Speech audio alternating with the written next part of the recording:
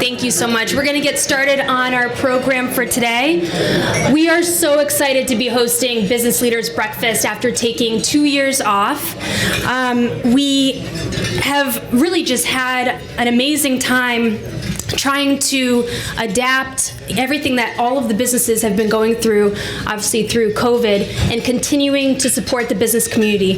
For those that I have not had a chance to meet yet, I was hired, and the day I started was the day that the state shut down, essentially. So if I haven't met you, I apologize. My name is Morgan Hilliard. I'm the Executive Director for the Simsbury Chamber.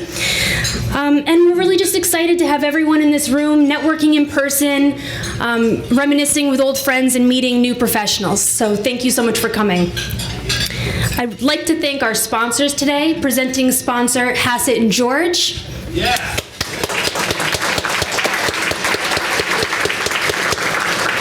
Gold sponsors, Bouvier Insurance. Ensign Bickford Aerospace and Defense. Northwest Community Bank. And Liberty Bank. Silver sponsors, Big Thunk Business by Design. Yeah.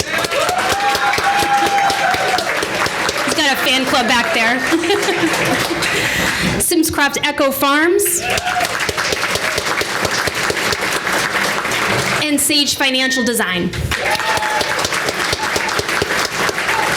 I'd like to also thank Holly Spencer Photography for being our event photographer tonight, or this morning.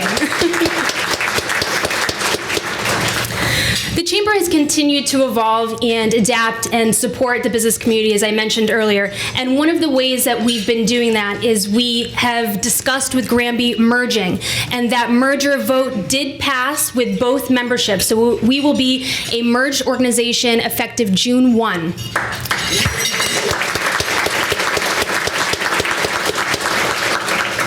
We are absolutely thrilled by this evolution between the two organizations, and this is going to provide everyone with added value to membership and create completely new opportunities for everyone. I'd like to thank the Merger Task Force of volunteers for their time and effort through over a year of working towards that process. Lou George, John Ladotti, Joe Biel, Bob Marks, and Marianne Guarco.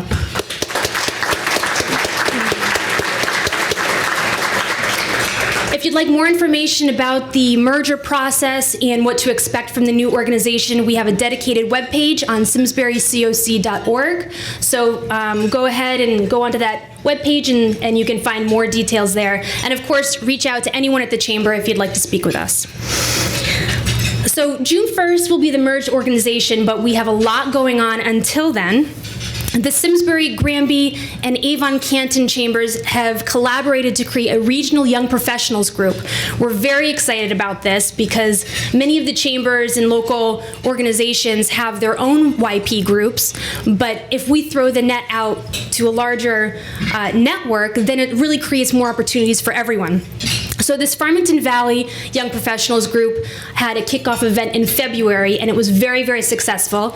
Our next event is going to be March 30th. Let me just get the time right. 5:30 to 8 over at Soma Grill. This is a free event sponsored by Northwest Community Bank, and it's a free workshop on leadership, and it's also a happy hour. So if you have any young professionals in your companies, please encourage them to sign up for that.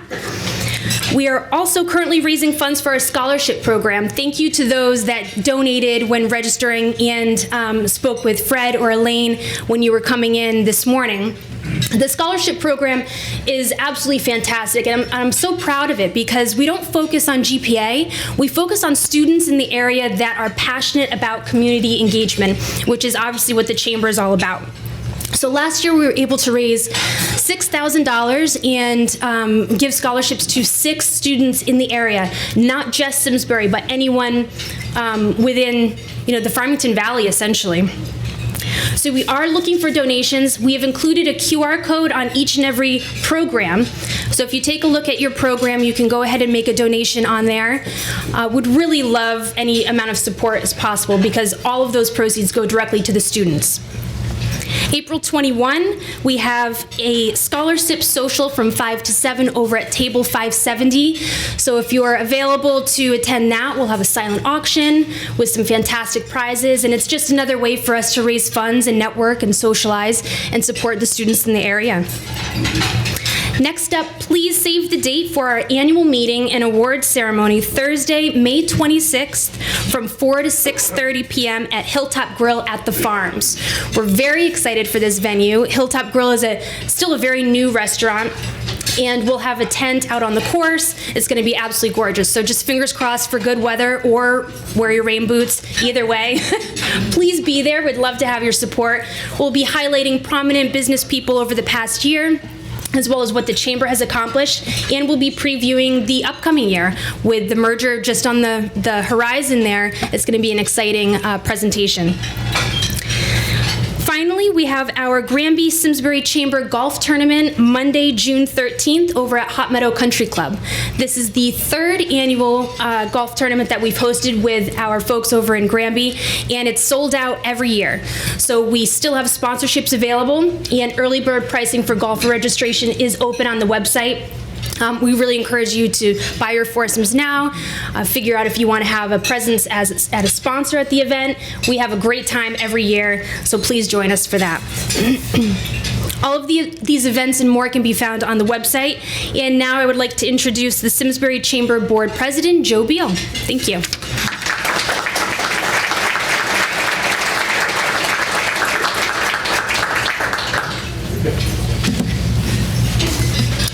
Good morning, everybody. Before we get started, I just wanted to personally thank every single person here for being here today. Tremendous amount of energy in the room. Isn't it great to be back in person again? Yes. Let's give it on up. If you're happy to be back in person again, it's fantastic. Thank you all. So today we joined together this morning after a difficult several years. Some of the many challenges that have impacted small business locally and globally are the pandemic, a current war, lack of skilled employees returning to the labor force, and a lack of manufacturing materials and goods. This significantly reduces the products and services small businesses provide. It's a sincere detriment to our survival. During that time, the Simsbury Chamber of Commerce is proud to have been a local organization that supported the continued well-being of our members in the community. We are excited that 2022 will open a new chapter for our chamber, the merger of our organization with the Granby, Connecticut Chamber of Commerce. Our mission will all be the same as it always has been.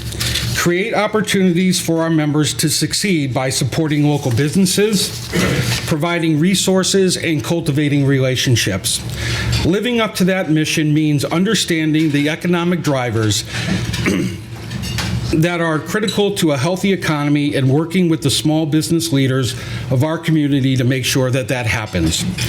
The last few years have proved to our members the importance of a local chamber's responsibility to provide promotional and networking opportunities. It's also critical that our members feel they belong to an organization that allows them to be heard within the local community. Member engagement is also one of the most important reasons our chamber was able to be a means of support. Our members' flexibility with in-line meetings, in-person meetings, and attendance in signature chamber events helped maintain a healthy and sustained local business economy. We're thankful that our members have understood our challenges as we made the shifts and were able to remain engaged so that we can continue to serve. The merger of Granby and Simsbury chambers will increase the benefits our members receive. Small businesses will be able to make more business contacts, acquire more customer referrals, increase their visibility within a now larger network, and provide more networking opportunities and solidify their voice within local government. As a result, small business chamber members will have access to resources, discounts, and relationships that will enable them to save money, market their products, and increase their business footprint. I look forward to 2022 and the opportunities we will have in our combined Granby-Simsbury market, and I hope 2022 continues to see a decrease to pandemic conditions, peace for all nations, and the continuation of market prosperity for our community. And with that, I would like to kick off the rest of our meeting by introducing our first guest speaker for today. Chad J. Thompson joined Enzyme Bickford Industries in October 2018 as president of Enzyme Bickford Aerospace and Defense. In this role, he leads an organization focused on the design, manufacturing, test, and qualification of energetic, electronic, and electromechanical solutions used in a variety of aerospace and defense systems. Mr. Thompson has over 25 years of experience in the industry and has held key positions in engineering, operations, continuous improvement, and strategy development. He has worked within several successful businesses, including Raytheon, Cayman, and the Boeing Company. Mr. Thompson grew up on a farm in Vermont, and he graduated with a BS in mechanical engineering from the University of Vermont and an MBA from Carnegie Mellon University. He lives currently in Simsbury, Connecticut with his wife and 3 children, and I'd like to have everybody give a warm welcome for Mr. Thompson.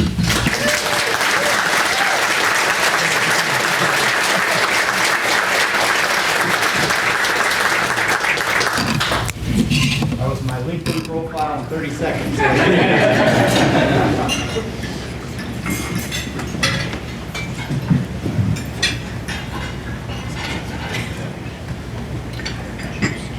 John just kind of summarized my job in a nutshell when he said we're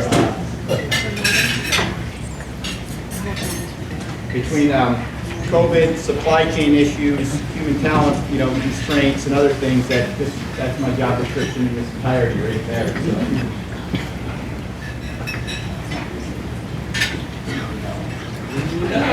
Technology.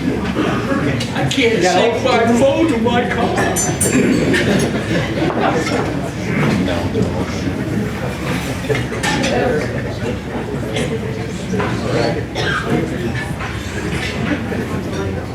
There we go. Yeah, exactly. And dual authentication.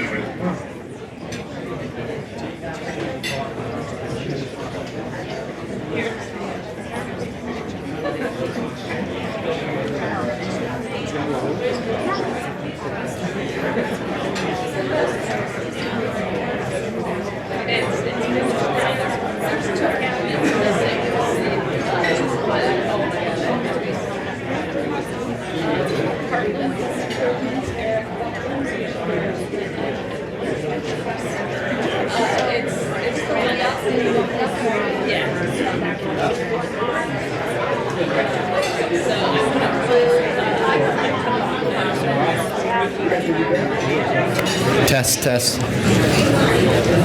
All right. Thank you very much. It's an honor and a privilege to be able to speak in front of you today. It's very humbling, to be honest, to be leading a company that started here 186 years ago. Enzyme Bickford has been a pillar of the community and a major employer for a long time. And I found it interesting that the topic was about leaders with vision, bringing their businesses forward thinking and keeping them relevant. And it's humbling because there's a lot of leaders before me and a big organization before me that got us to the point we're at today. So it's very humbling to be able to represent a company that's brought it this far, and I'm proud to be able to say I've been able to lead the company for the last 3.5 years, and I want to continue the legacy as it continues to grow here in Simsbury and more recently throughout the United States and throughout the world. So over half of our employees now are outside of the United States, which is interesting to note, and we're becoming more of a global company, but it all started here in Simsbury, Connecticut. So when I first heard about historic businesses that kept relevant and forward-thinking, I went back in the history books a little bit and looked at the date. Katie had to remind me it wasn't 1837, it's 1836. So thank you, Katie. But Bacon, Bickford, Eels and Company was established here in 1836, came over from the UK, and they had a patent on something called the safety fuse. And the safety fuse was invented primarily for safety, so that people wouldn't, a lot of people were getting killed, believe it or not, in the mines and trying to get their dynamite and explosives to do mining and other activities. And so the safety fuse was revolutionary back in the early 1800s to keep people safe.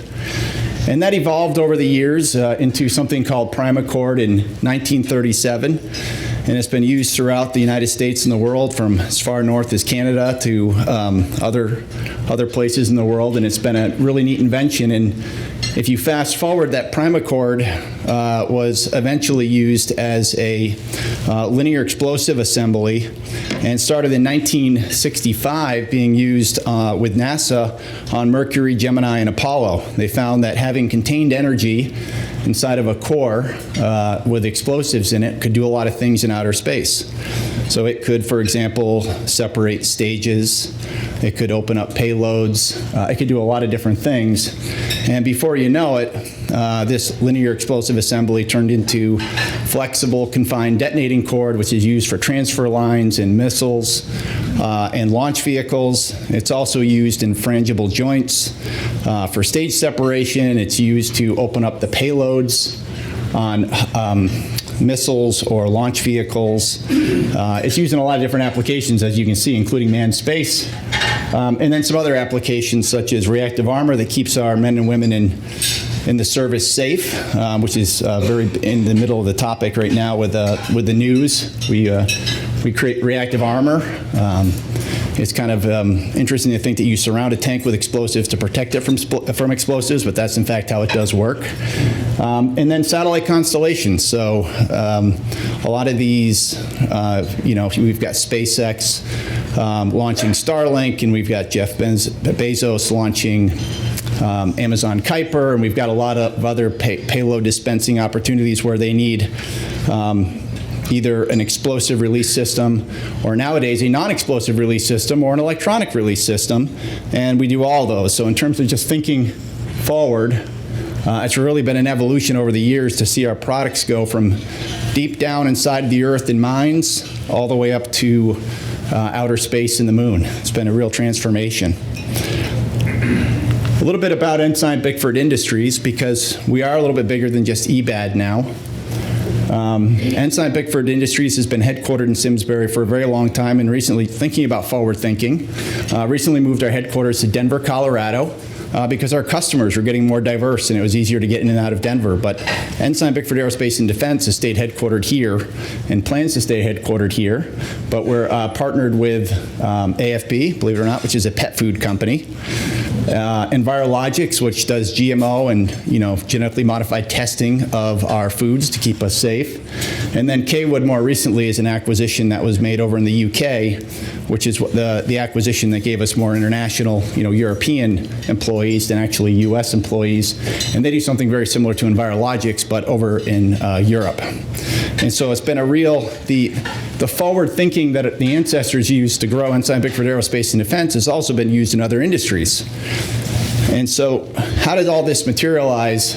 Well, so if you want to know how a company can grow and continue to stay relevant, I don't think you have to look any further than our core values.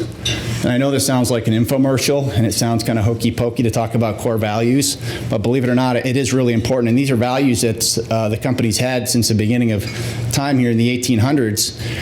And we went through an exercise as a leadership team a couple of years ago to identify those.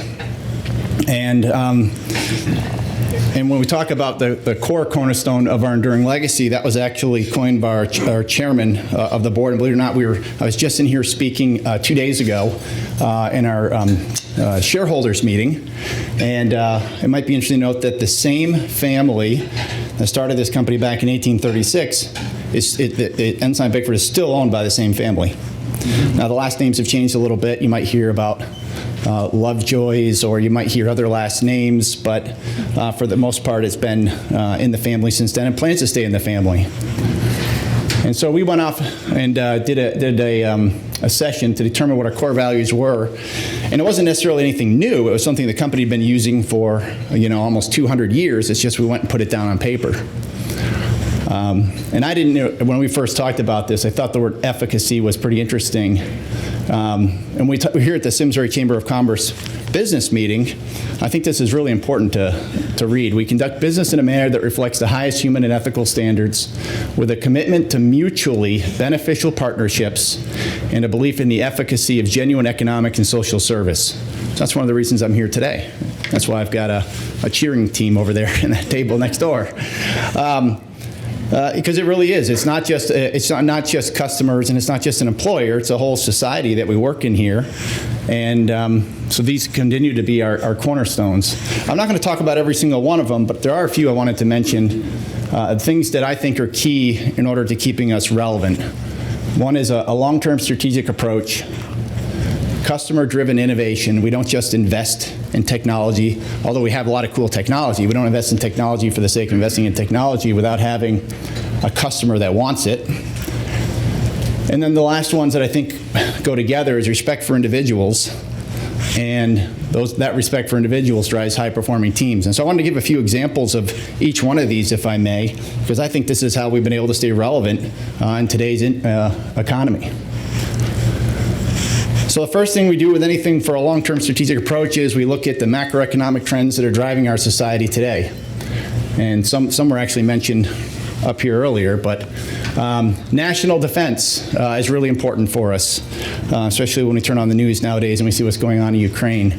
Space-based internet. You've got satellites growing at an 18% CAGR, compounded annual growth rate year over year, and you've got a race to space with some leaders like Elon Musk and Jeff Bezos and a lot of other companies that are launching thousands of satellites so that we'll no longer get internet connection via a landline, but via satellite.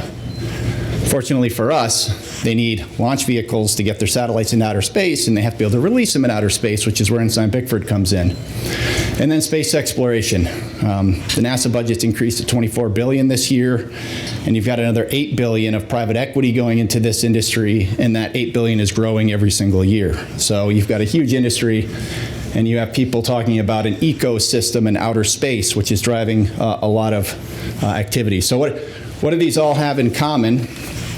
Well, the things they have in common is a payload, whether it's a national defense security payload, a satellite payload, or an international space station payload, or a James Webb telescope payload. It all has to be launched from a launch vehicle, and it all has to be deployed in a payload system that opens.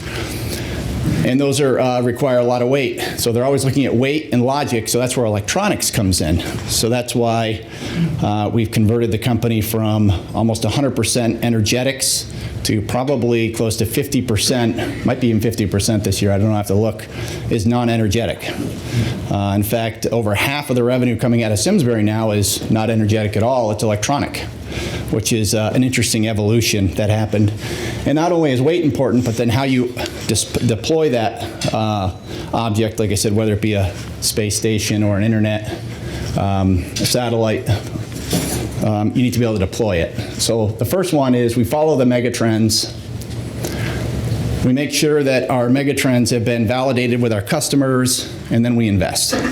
And we invest in products that they want to buy, like I just mentioned, like electronics.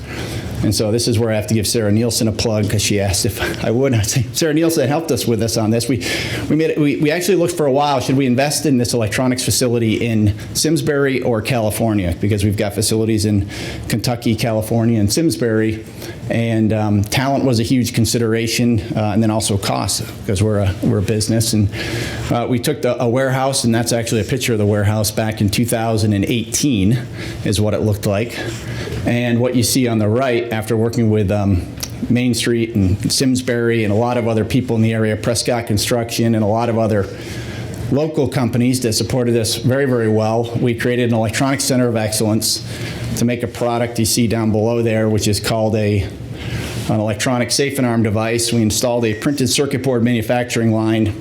So it's the green board with all the components on it so that we can do it quickly. So we can evolve with our customers quickly, because electronics is a very short in supply, very long lead time industry where you might ask for an electronic board from a supplier and they might tell you that's a 65-week lead time. And when you're trying to design something that goes on a product for hypersonic missiles or for something like Jeff Bezos, you can imagine that Elon Musk and Jeff Bezos are not very patient. They want their products, they want it fast, they want it now, and so if you need to evolve and do your designs quickly, you need that capability in-house. So we spent about $6.5 million on capital and renovations and another $10 million on inventory, and we invested in an electronics center of excellence here in Simsbury, Connecticut, which probably, I don't know if a lot of you know about that or not, but it doesn't look any different from the outside. It sure does from the inside in those old red brick buildings. And so that's what we're doing, and we're supporting a wide variety of customers with that. And believe it or not, the talent was pretty solid here in Simsbury. When we looked at pulling engineers from other areas, Connecticut hands down had a leg up on human talent in terms of the skill sets. I don't know if you know, but Connecticut's the 4th largest receiver of Department of Defense funds in the United States, with Electric Boat down south and Pratt & Whitney down the road and Enzyme, Bickford. And so there is a lot of engineering talent here, and I hope we keep it that way and keep investing in technical talent, because that's the primary thing that's pacing our growth right now is how fast we can hire and employ engineers. And I was joking, the other thing we can do is make Simsbury more attractive to the younger generation. I've noticed that if I ask somebody in an interview if they're married with kids, I'm always guaranteed they're going to come move to Simsbury for us. If they're right out of school and they're a little bit younger, it's a little harder to attract them to Simsbury. They might want to go to, say, Boston or New York City or California. So that's certainly one thing that we can work on together as a community.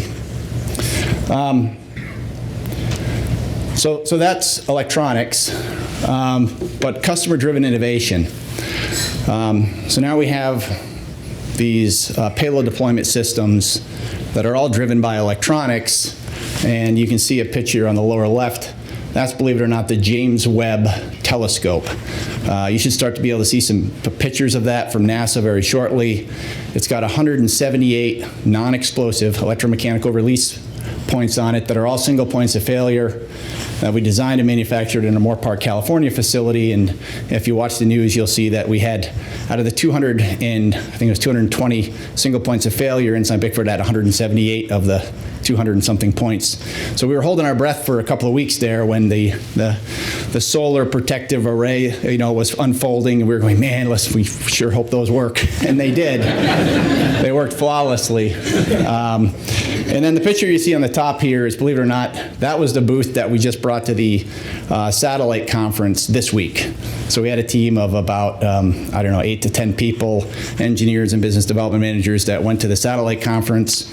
And this was the booth they were standing in front of, talking about James Webb and satellite deployment and, all these components that you see in the middle here that were products that started, back with explosives and now are electromechanical or electronic. So it's pretty neat whether you're deploying a telescope like James Webb, or you're deploying some sort of satellite or geosatellite or space station.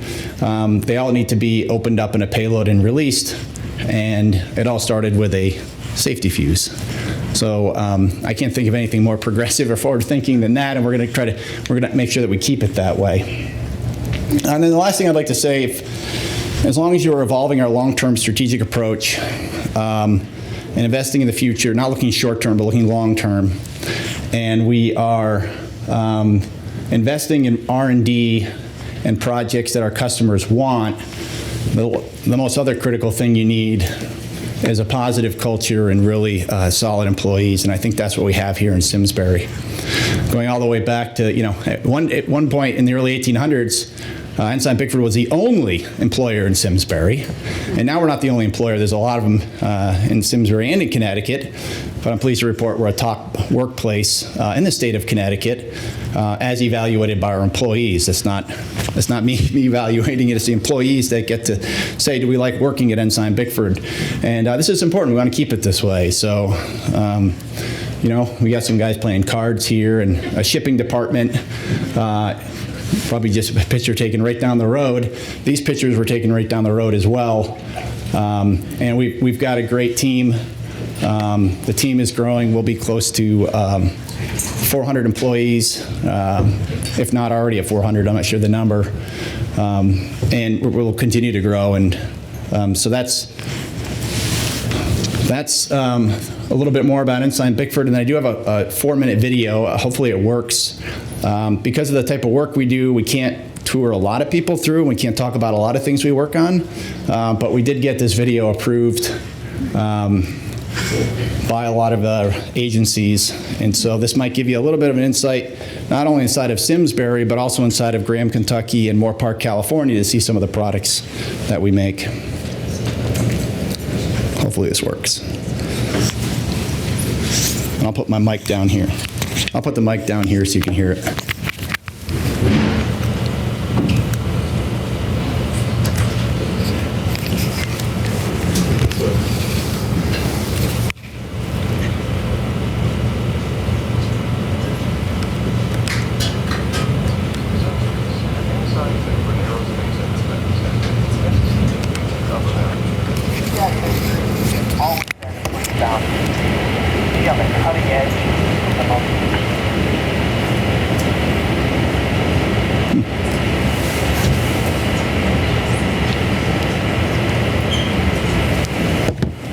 See if this will work.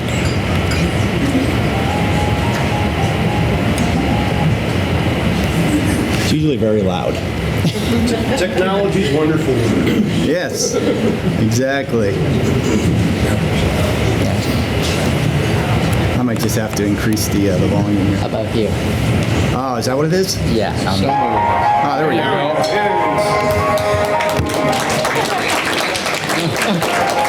All right.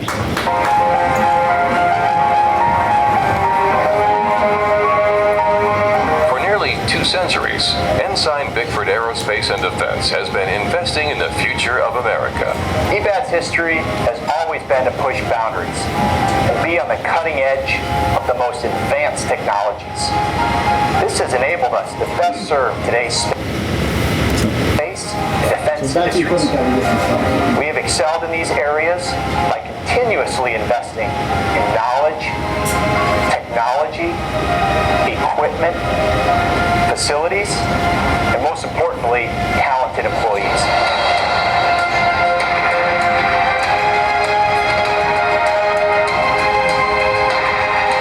This is how we have been able to solve the most challenging problems and deliver the highest quality solutions and services to satisfy our customers' unmet needs. Enzyme Bickford operates in 3 state-of-the-art, highly specialized facilities. While each facility has its own expertise, each follows EBAD's core values, processes, and dedication to excellence. This is how we deliver unmatched reliability and performance.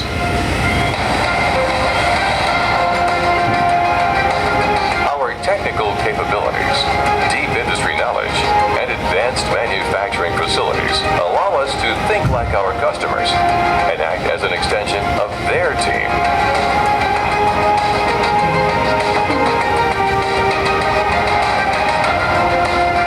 We know EBAD is an integral part of our customers' teams, and their success is dependent on us meeting our commitments and delivering the high-value support they expect and deserve. This is why we continuously invest for today and for the future, making sure that we have the right people, technology,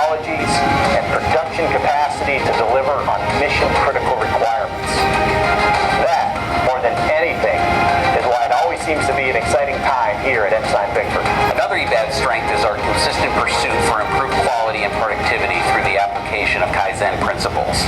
This is at the heart of our company values, and combined with our high work standards, has led to reduced lead times, a higher level of quality, and better service to our customers. We have taken purposeful steps to vertically integrate, and we continue to invest in equipment, maintenance, and our facilities to be certain our teams always have the best equipment available to them to support all of our customer requirements. Developing the most advanced technologies, of course, requires having the right tools. EBAD's technological advancements in electronics, systems initiation, and payload separation systems has been enabled by a unique combination of talented engineers, advanced digital design and analysis tools, and investments in state-of-the-art manufacturing and test facilities. Through EBAD's facilities expansion, we can design and validate performance more efficiently and quickly evolve with the changing needs of our customers. And our safety-first mentality allows us to protect our team and property, and ultimately ensures us the safety of those who rely upon us. Enzyme Bickford's state-of-the-art facilities are only as good as the people working inside them. We have expanded the size and capabilities of our team, and it has never been a more exciting time to work at EBAD. Our focus is to continuously strengthen our talent, allowing us to have a workforce that is highly diverse, capable, and ready for growth. This is why talent is our most crucial investment. As we have for nearly 2 centuries, Ensign Bickford Aerospace and Defense will continue to evolve and grow with our customers, with room to expand inside and out. EBAD's commitment to our customers is unwavering.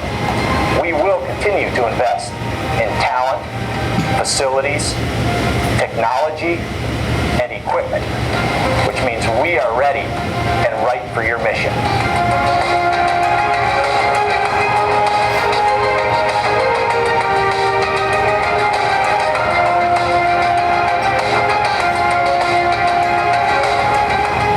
EBAD, right for your mission. So that,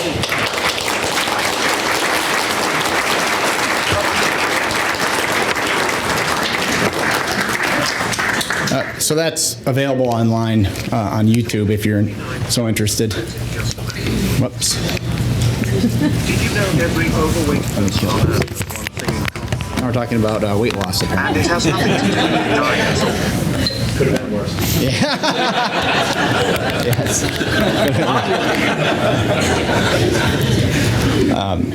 So I guess this is the point where we roll it over to Q&A. We're 4 minutes behind, but we started a little bit late, so hopefully that's okay for a couple minutes late. That one. So you mentioned investing in talent. How do you keep your employees happy? Are there specific things that you guys try to do to give them a sense of ownership over their careers there? We feed them. It's called the EBAD 8. It's the first 8 pounds you gain when you start working at EBAD. But no, you're right. Control over. So we do have a pretty robust, what we call organizational succession planning process. In the spring, we go through talent and we talk about, and I've just sat through hours and hours of meetings where it's not meetings where we talk about employees. It's where the employees can tell us what they want.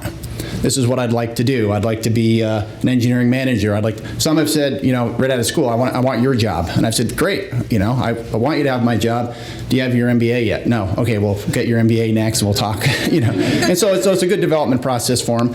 And then in the fall, we talk about organizational succession structure. So are we structured appropriately to support our strategy? As an example, the first year when I started, we were talking about structure and we said we have a lot of purchasing people, but we don't necessarily have any strategic supply chain management. So we weren't actively sourcing, as strategically as we could. And so we formed a strategic sourcing group as an example of OSR structure. So it's being engineers in the aerospace industry, it's a very robust and methodical process, and it really does enable the employees to control their own future and tell us what they want to do, and then we help devise a roadmap for them to get there. But that's a huge opportunity for retention, because if employees don't think they have a future at the company, then they'll look at someplace else, right? So, good question. Yeah. Are most of your contracts with governmental agencies? We do work as a prime to the government, but a lot of them go through, so sometimes we're the prime, and a lot of times we work with the primes. So like Lockheed, Raytheon, Northrop Grumman, but we do sell direct Army, Navy, Special Forces. And follow up on that, your employees require security clearance? Some do. All have to be ATF certified or approved because they have access to explosives, so they need to go through the ATF approval. And then depending on what programs you're on, sometimes you do have to apply for a security clearance, correct? Yeah. How many people do you employ in Simsbury? So we have just under, well, if Mario's doing his job, we should be just over 400, but I think we're 420? Okay, so he's doing a good job. So we should be around 800 people total by the end of this year, maybe a little bit north of that, with a little over 400 of that here in Simsbury, and then the rest of it's in Moore Park, California, and Graham, Kentucky. Thank you. Yep. Yes. Are any of the original Simsbury buildings still intact? Well, yeah, the outsides of almost all of them are intact, but there's been a lot of changes on the inside, as you can imagine, and so we've done a lot of investments in additional, we didn't ever make electronics, for example, so, but I would say, yeah, all the buildings are intact, and the insides look a lot different than they did 100 years ago, though. Good question. Yes.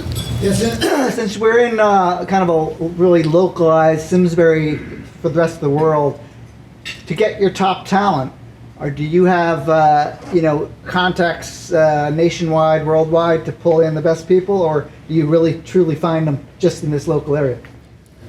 So this would be a great question for Mary Nance, but I'll answer it right. So yeah, we pull from all over the U.S., but we find the stickiest ones from a sticky that'll stick with you usually are more local.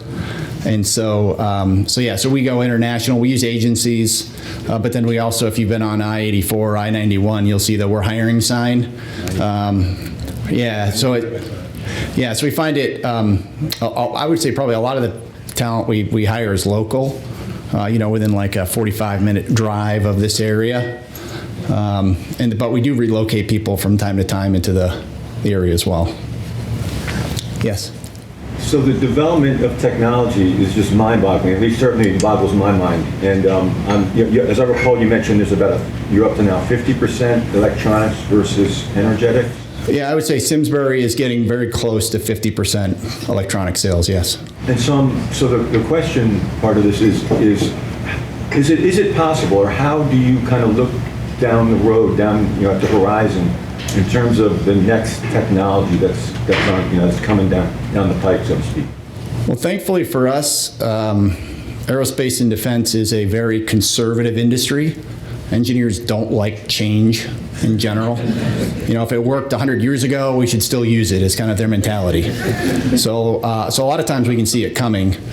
So for example, we make flight termination systems on missiles and launch vehicles. So if something's going wrong with the application and it's potentially going to, harm something that they don't want, they can abort the mission and blow up the missile or the launch vehicle. That's called the flight termination system. By 2030, the range safety folks have said those need to be automatic. They need to have artificial intelligence. So for example, if you have a rocket going up and it has a malfunction and it's going to crash, they can abort the mission. Right now, somebody's got to push a red button manually to abort the mission. So we know range safety has said by 2030, all flight termination systems need to be more AI. They have to automatically know something's going wrong and abort themselves. We've known about that for 5 years. So we have a good amount of time to get ready. A lot of times you invest in the technology though, and you just don't know when it's going to take off, right? So we were in the right place at the right time with electronics because we had some electronics that we had already developed, and it was just kind of sitting there on the shelf, just waiting. And then, China launched a hypersonic missile, and all of a sudden we went from 0 to 100 miles an hour, or Mach 5, whatever you want to call it, because the need for the technology materialized very rapidly. So sometimes we can't always predict the need of the technology, but a lot of times we know it's coming. Wow, so you mind if I ask a quick follow-up? So in dealing with other nations, so China, like how does that work from a security perspective with our military and so forth? Is that a fair question? Well, I'm not sure what the question is. Like China being now the quote-unquote another superpower, you know, I mean, during the Cold War, we were obviously competing with Russia. So I would guess that during the Cold War, EBAD was not dealing with Russia much. You know what I mean? So we don't deal with China at all. I mean, we let the Department of Defense do that. Okay.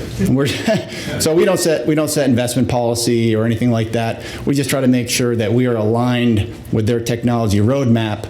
So when they say we need artificial intelligence and flight termination systems, that we're already ahead of them already. But no, we don't set DoD policy. We're more of a reactor to it, but we try to anticipate it and react as quickly as possible. So in terms of dealing with China, that's the DoD says this is what you can do or can't do. Yeah, we don't get involved at all in policy. We let our nominated politicians in the Department of Defense do that. And we'll support them in their efforts. Yep. Good question. Thank you. Okay. Thank you very much. Appreciate it.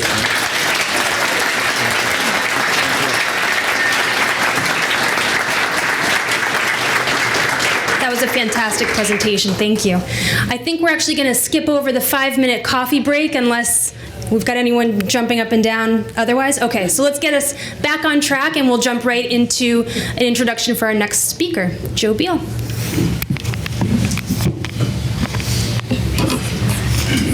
I don't know how to get this back in there. Thank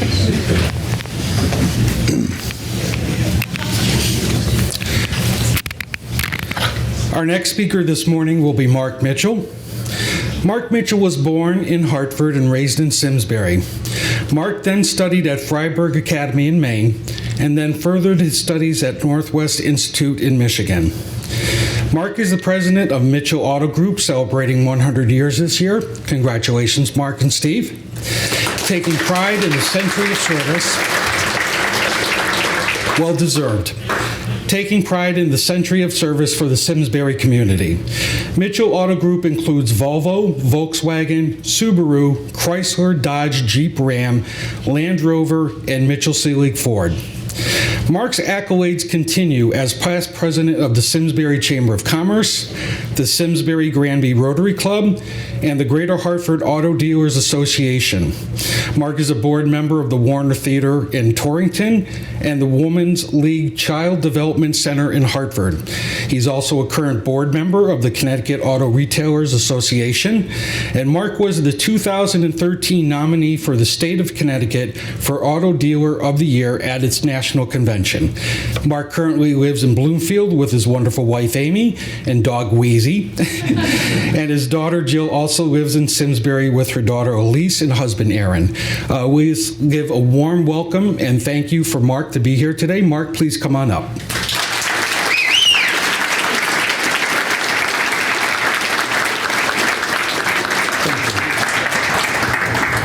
Thanks, Joe. Great job, Chad.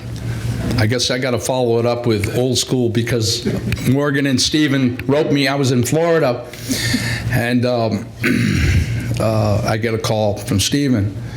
Well, you know, they'd like you to be a speaker for the chamber meeting across the street and talk about the history of the dealership. And oh boy, here we go. So I look at my wife, Ami, and she goes, so where are you off to? Yeah, I'm off to Simsbury to give a speech about the history of our dealership to the Chamber of Commerce. And she looks at me and she says, you know, I'm down here in Florida, I'm by myself, you know, leaving me again. And I think you love that car business more than you love me. I says, honey, depends on how many cars we sell. Anyway, you are your car, you are your haircut. You are your car, you are your church. You are your car, you are the shoes you wear. You are your car, you are your booze. Now, think about it. Here's my grandfather. In 1911, he comes from Scotland. Nothing in his pocket, per se, the famous story. Gets in Simsbury, Connecticut, goes and gets, I've got to get my props here. Sorry, Chad, but it works. Sorry. So anyway, here's Bessie the cow. So he gets Bessie the cow on the other side of the barn down here on Canal Street. he starts to get into the car fixing business. Think about it. Dirt roads, no pavement, a few cars, and he went and he furthered it, and eventually it turned into this. And I don't know if you've picked up I've brought some photo albums that I spread around. I hope some of you were able to see them, and then a little book that my mother wrote and father wrote about the history of Mitchell. So I don't want to bore you, but over the years, we've picked up different franchises through the war, through the Depression. You know, my grandfather picked up, he actually had 4 employees that he paid in stock during the Depression. That's how it happened. Eventually, he passed away. My father took over the business in 1955, and till now we've picked up the 9 franchises that we have, and we're doing business in four different communities, in Hartford, in Windsor, and in Simsbury and Canton. I'm sure a lot of you have noticed, but we're under a growth mode right now, and I have to say, Chad, your conversation with the folks is kind of up where we are. We have, you know, an ethical standard that we've tried to establish over the years. Of course, the car business, you know, you tell somebody you're a car dealer. I remember when I met Ami, my wife, in the Turks and Caicos at a Club Med 27 years now ago, and I looked at her, and I lived and worked in Sweden in 1965 for Volvo, and so I met her at the Club Med. Somebody had sat us down together, knowing that I had some Swedish background, and she's from Sweden. So she looks at me, and, you know, where are you from? You know, I'm from Hartford, Connecticut. Where are you from? Oh, I'm from Stockholm, Sweden. And what do you do? And my Swedish is good enough that I told her, you know, my story, and I did it in some half good Swedish, I guess. And she looks at me, and the look on her face, oh my God, what do we have here? You know. But anyway, so it's worked out this time. Anyway, what are you laughing at, Stephen? You're no rock star. We trade wives like you guys trade cars.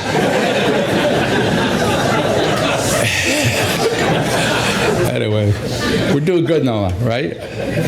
Stephen? Aaron, Robbie. Anyway, so I guess I could bore you with more history, and I don't want to do that. And I have to follow Chet up here. I got to get my tech down a little bit better, but you screwed it up a little bit, you know. So, and you're a tech guy. Glad I didn't do that. So I'll tell you a tech story. So anyway, Volvo and remaining relevant, right? Volvo has what's called the National Dealer Advisory Council. So it's 7 dealers that are elected from around the United States to represent the Volvo dealer body with the manufacturer. So we sit down quarterly, and it's a 3-year term. Anyway, so the thing comes up. So David Teft, Dawson, where's Dawson? Is Dawson here? Hey, Dawson. Dawson's dad and I are talking, and he said, Mitch, you know, you should go. You should run for that. You should see what's going on. It'll give you a closer vision of what Volvo's doing. And Volvo's going through a huge transition. And if anybody knows the history of Volvo, it was that close to being sob. In other words, out. So I said, okay, I'll do it. So anyway, I'm running against 5 guys that are half my age.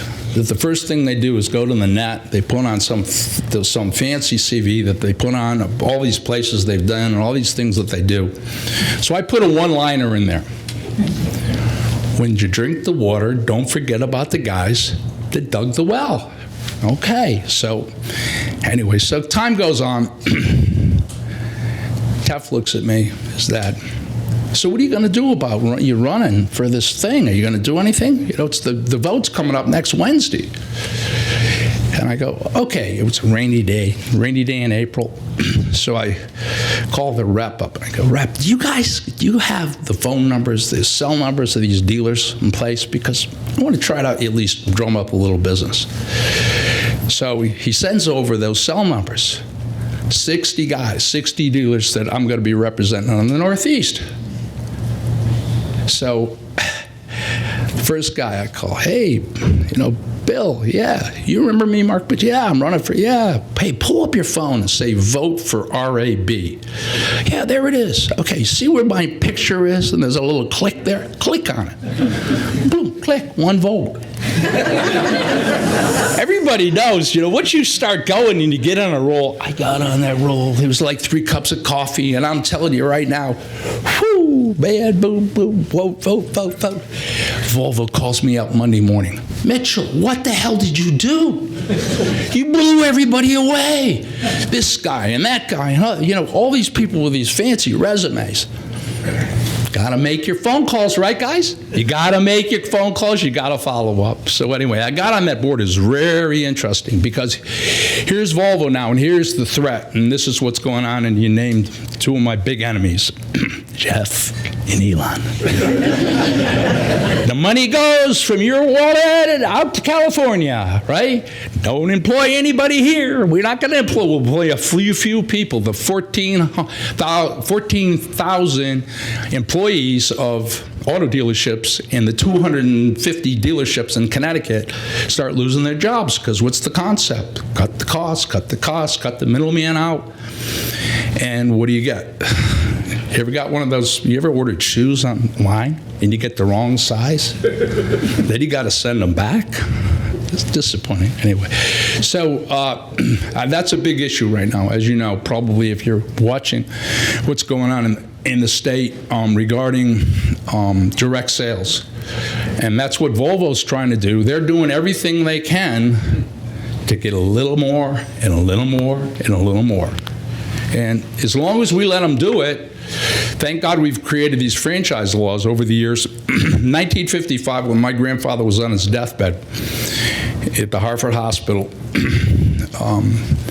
his manager came in and said, hey, Chevrolet wants us to take trucks.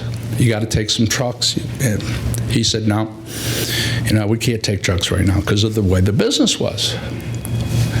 A week later, he gets a letter. You lost your Chevrolet franchise. So very slowly our lobby created laws to protect us. And, my grandfather died a broken man, and I've forever, when I heard that story, I went, oh my God, we got to protect ourselves because these are not nice people. In the end of the day, we'll see what happens, but this whole transformation over to electric and single line and direct sale is a real threat to a lot of us. And hopefully we're able to maintain and pivot. And, internet sales, you talk about internet sales. The old days, it used to be Thursday morning, Johnny Martin from The Current would show up, give me your ad, $1,500, it's going to be in the Hartford Current, you're going to get it, talk to 300,000 people, you're going to sell a few cars. That was the big gig. Now all of a sudden, I don't know if you remember our ad campaign from probably pre-COVID, but it was all about, did you know that Mitchell Auto Group's car dealerships are 5 minutes closer to Fenway Park than they are to Yankee Stadium? And I used to put the hat on, those hats back and forth. And, in the end, all of a sudden, what are you talking to? You do the net right, and what do you get? You get, 30 million people? I mean, if you draw a 2.5 hour radius around, it's a pretty good shot. So now, Mitchell particularly, and here's one example, for certified Volvos. Anybody have a certified Volvo? Use Volvo? Yeah. So it's a pretty good program, right? I mean, relatively speaking, new parts, tremendous guarantees and warranty behind it. But anyway, we're number 2 in the United States right now in Simsbury, Connecticut, believe it or not. But it's all about what we did and how we pivoted and how we got in the business and utilized, CarMax, Carvana. Anybody bought a Carvana car? Any Carvana customers? How many Mitchell customers? Good job. Thank you. Vote with your wallet, right? Anyway, so it's It's been a lot of fun to be a business person in Simsbury. Support's important. Of course, the quality of your service, maintaining high quality service today. All of our manufacturers are getting our analytics. They look at the analytics, and it's all based on those surveys and those calls and the reviews and, you know, that whole thing. Make it work for you. So that's our motto. That's what we tried to do. That's what we tried to been. Let's see, real quick with the facilities. Everybody asks me, so what are you doing? Right? So all these facility changes that we're making right now, in the statute in the state of Connecticut, the franchise laws, there's a requirement that they have a 10-year look back. So every 10 years they can come and they can analyze your facilities and require you to do what they need to do to bring their brand up and their national brand and worldwide brand, in particular with, for example, Land Rover, up to standards, which is good. You know, in the end of the day, it gives more value to these dealerships. As far as the future's concerned, you probably, like in the insurance industry, my friend Bob Hensley here tells me that that's happening in his industry, where people are buying out other competitors and the industry is getting smaller. There's probably 18,000 dealerships in the United States. Man, it stayed about the same. There's been some consolidation, and that's obvious, and old guys like me that should get out of the business will probably get out of the business at some point, but we'll see. It's still a lot of fun, I can tell you that. So does anybody have any questions? TJ, you got to have a question. Congratulations. It's great to see you here, Mark. TJ was my next door neighbor when I was a kid, back up on Village Road, remember? I don't know if anybody picked up that. I handed out, there's a one per table, a little book my mother and father wrote about the history and how much fun it is to be able to carry on the work of your grandfather and your father. Right, Stephen? That's it. Family business. In Simsbury. Dan. What percentage now of your business is generated by the internet? You know, I mean, think of yourself. I mean, how do you buy things? I mean, I think most people go on the net first. And I mean, we talk about COVID. I was going to read to you something that came to me from Santander Bank, and the height of that, disaster that we had, the COVID disaster, and to employ people and to get through this and to manage it in the right way, and we're still doing it. I mean, we still have COVID cases. We're still trying to do the COVID protocol, do the right thing, wear the mask when people want to wear the mask, and the customer rules. So, Mark, could you explain a little bit more about how so you franchise with Land Rover, Subaru, Volvo. Can you explain a little more about how that process works, how that relationship works with these, global car companies and how it relates to your dealerships? So, how did you get those franchises? He started with Oakland, my grandfather did, and eventually Oakland turned into General Motors products. I'm sure the contracts, I did bring a contract, there's a contract in there with one of the manufacturers. Now the contracts are going to change because of the electric part. If you know what, I mean, everybody's looking. I mean, I listened to Chad, he had a story.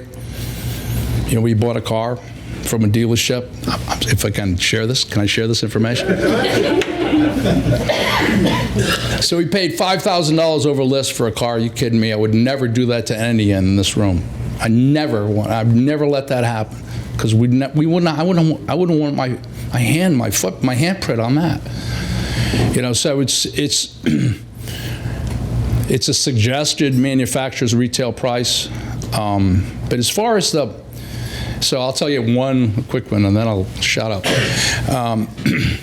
So in 1972, February 1972, my father and I are across the street, snowing like hell. Everybody had gone home.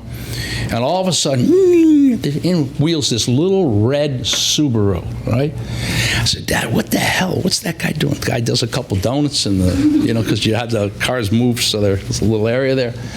The guy comes in. I'm Norm LaRoche. I'm the road rep for Subaru. What? What's that, sushi? So Subaru. Nobody knew what it was, right? So I look at my dad and I said, Dad, this is pretty cool. They're going to sell this front-wheel drive car from Japan for $1995. That's $1995, right? And Saab, Saab's going to be $3,000. The prices are going up on these cars like crazy, right? $3,000. Okay, so anyway, so we got on the phone with a guy, the distributor then. His name is Bach, Ernie Bach. Anybody know about Bach? He's a big guy in Boston, right? So anyway, he gets on the phone with us, and we're going back and forth, arguing over the price of the potential to buy this franchise from him. Anyway, my father and I get in the car, go up to Boston on the Mass Pike, and had breakfast with him the next day. And a week later, in comes the trucks with the Subarus on.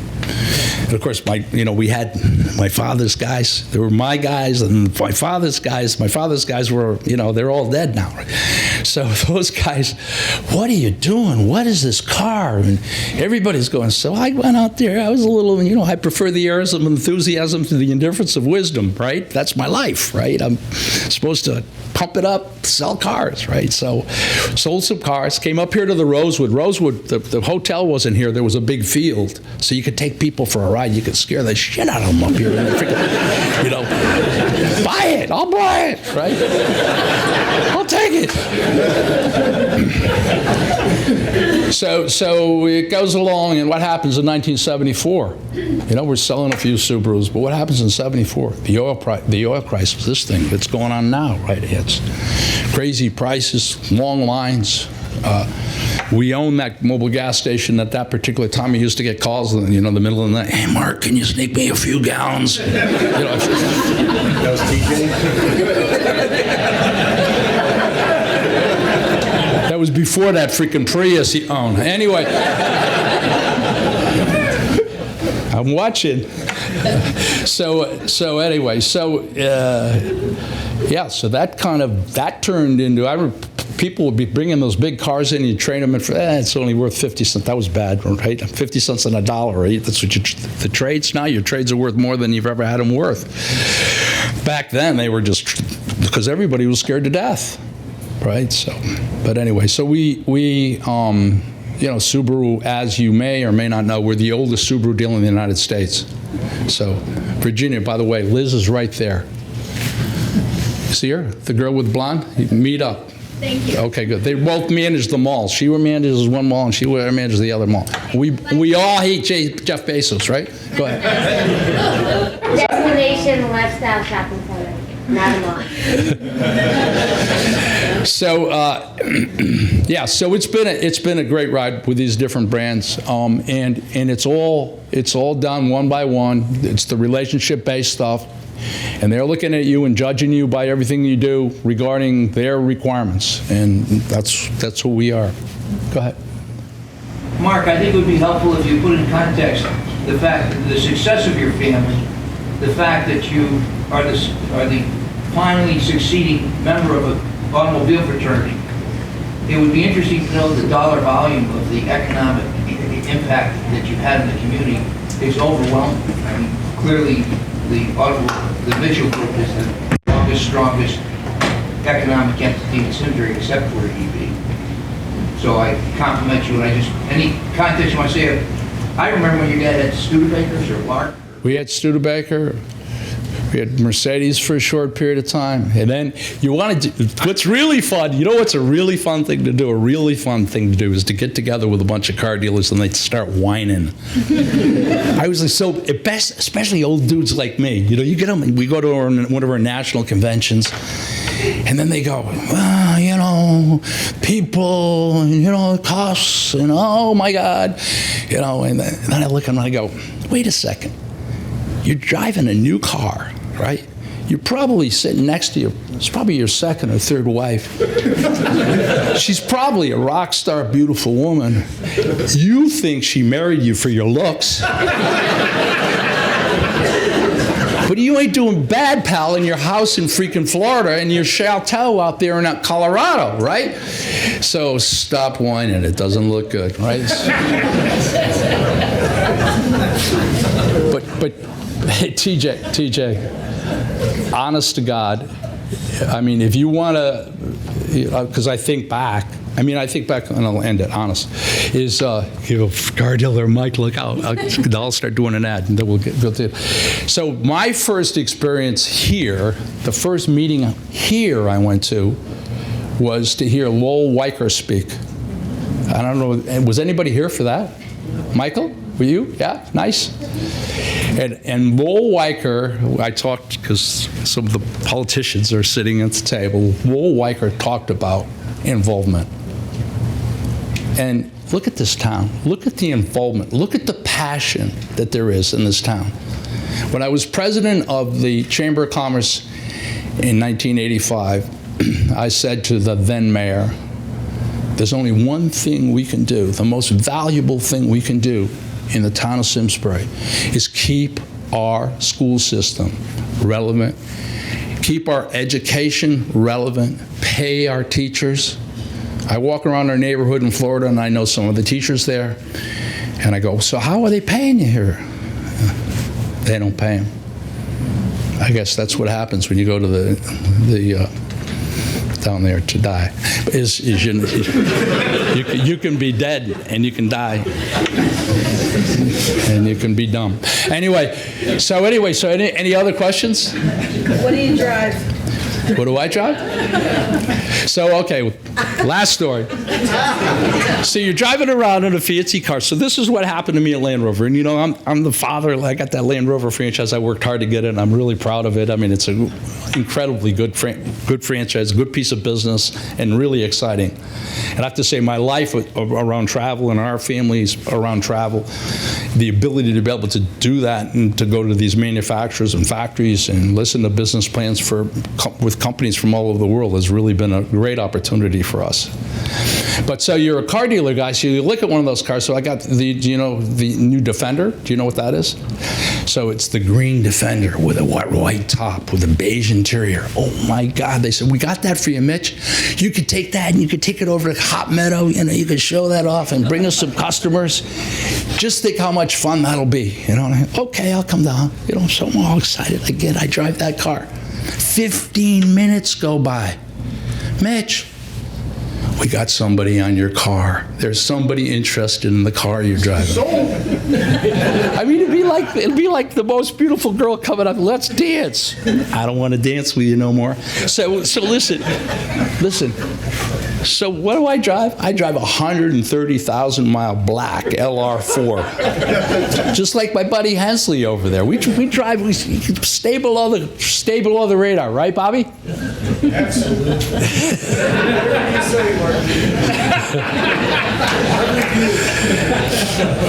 Anyway, I think it's great to drive. We drive you got an old car. How many miles on that car you're driving?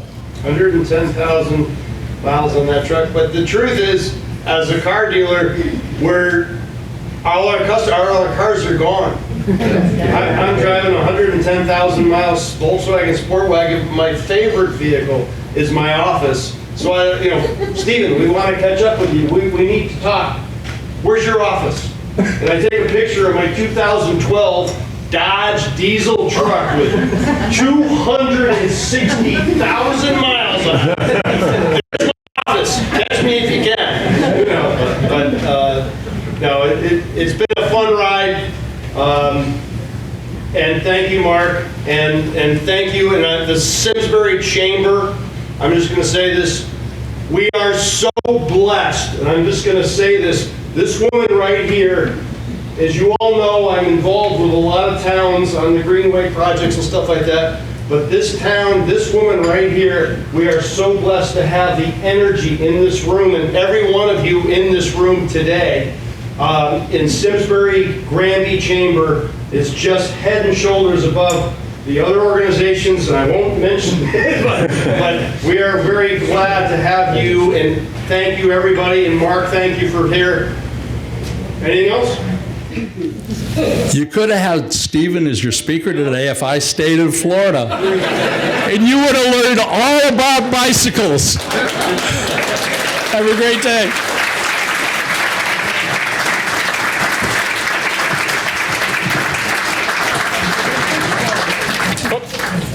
Can you get this back in there? Thank you so much. Fantastic job to both of our speakers.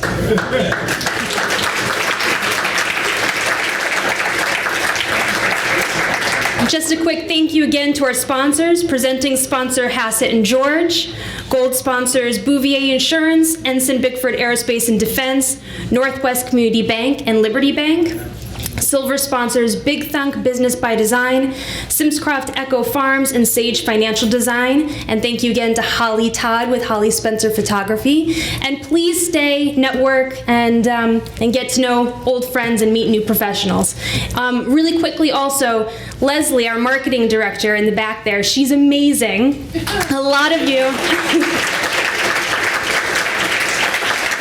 have worked with her for designing e-blasts or advertisements in a variety of ways, from sponsorships, but the guides on your tables, she has hustled to put this together from start to back herself, and she got those printed special for all of you today.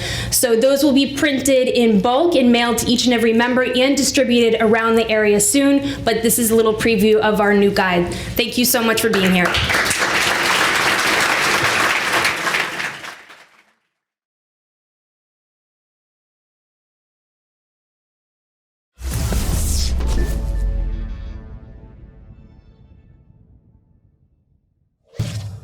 Funding for Simsbury Community Television is provided in part by contributions from viewers like you. Thank you.